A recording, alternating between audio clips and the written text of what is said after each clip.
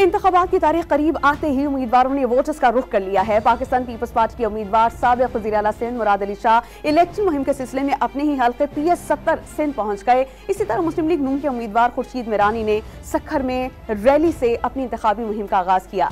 साबिक वज़ीर आला खैबर पख्तूनख्वा और ANP के उम्मीदवार अमीर हैदर कोती ने जलसा करके अपनी इंतखाबी मुहिम का आगाज किया।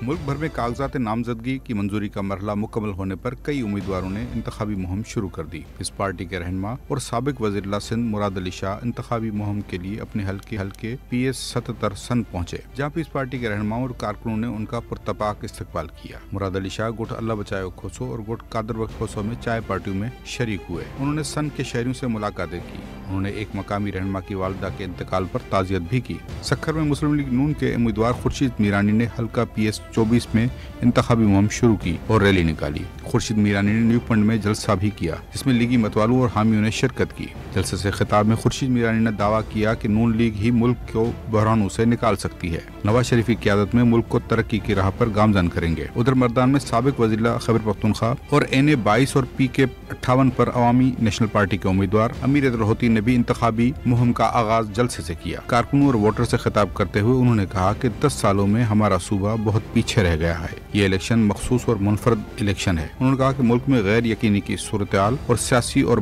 माशी बहरान है।